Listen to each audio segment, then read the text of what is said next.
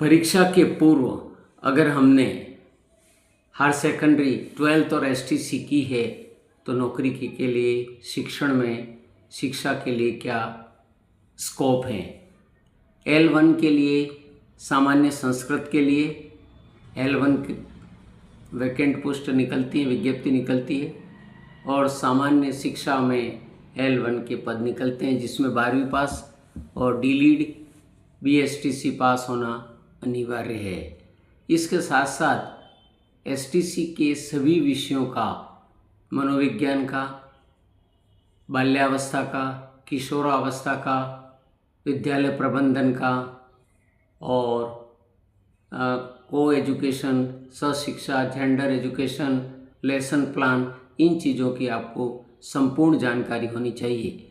अगर lesson plan आपको अच्छी तरह से आ गया तो आपको L1 में सिलेक्शन होना निश्चित है, क्योंकि इसमें उम्मीदवार भले ज़्यादा हों लेकिन पद ज़्यादा निकलते हैं। इसलिए आप सामान्य ज्ञान का अध्ययन करें, हिंदी का करें, इंग्लिश का करें, खास करके टीचिंग के सब्जेक्ट शिक्षा मनोविज्ञान का और शिक्षा मनोविज्ञान से जुड़े हुए शिक्षण विधियाँ पूछी जाती हैं।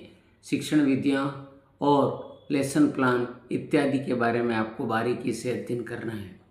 अध्ययन करने के पश्चात उसको प्रैक्टिकल के रूप में आपको याद करने हैं, लिखना है, नोट बनाना है।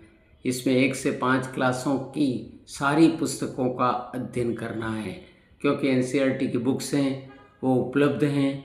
NCERT कक्षा 1 से 5 सरकारी विद्यालय RBSC और CBSC दोनों में उनका प्रचलन है, चल रही है, प्रेस्क्राइब्ड है, निर्धारित हैं। अतः आप 1 से 5 तक सभी विषयों का अध्ययन कर लें। ये 2 दिन का काम है। इसके पश्चात शिक्षा मनोविज्ञान को खास करके जो मनोवैज्ञानिक के नाम हैं, इनके जो सिद्धांत हैं, उनको आप अच्छी तरह से याद कर लीजिए। सिद्धांत याद करने के बाद L1 में सिलेक्शन होना निश्चित है।